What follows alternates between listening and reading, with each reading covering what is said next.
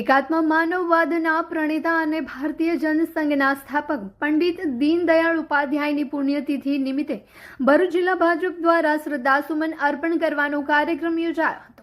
ભરૂચ જિલ્લા ભાજપ કાર્યાલય ખાતે પંડિત દીનદયાળ ઉપાધ્યાયની પ્રતિકૃતિને પુષ્પાંજલિ અર્પણ કરીને તેમને ભાવભીની શ્રદ્ધાંજલિ આપવામાં આવી હતી।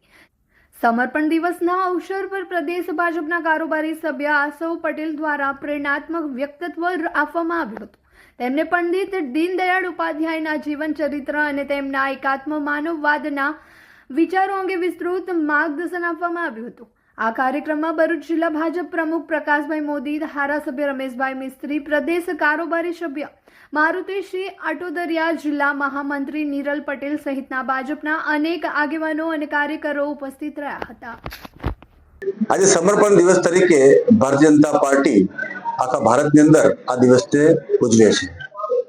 પંડિતજીએ ભારતીય રાજનીતિની અંદર એકાત્મ માનવ દર્શન અને છેવાડાના માનવીઓ સુધી સરકાર પોતાની નજર રાખે અને તેઓના સુખાકારી માટેના કાર્યો કરે એવા એક વિચારથી મંત્રમુગ્ધ થઈને આ પાર્ટીની સ્થાપના કરી હતી। જનસંઘની અંદર કામ કરતા કરતા અટલ બિહારી વાજપેયીજી જેવા અનેક કાર્યકર્તાઓને પ્રેરણા આપીને આજે જે ભારતીય જનતા પાર્ટી છે એના સૌ કાર્યકર્તાઓને પ્રેરણારૂપ બન્યા છે। આદરણીય નરેન્દ્રભાઈ મોદીજીએ આ દિવસને સમર્પણ ભાવના દિવસ તરીકે ઉજવવા માટે નિશ્ચિત કર્યો છે અને સૌ કાર્યકર્તાઓએ પંડિતજીના જીવન તરફ નજર રાખીને પાર્ટીના કાર્યકર્તા તરીકે લોકો વચ્ચે જઈને એ વિચાર પ્રગટ કરવાનો છે અને પ્રમાણે જીવન જીવવાનું છે એ વાત કરી હતી।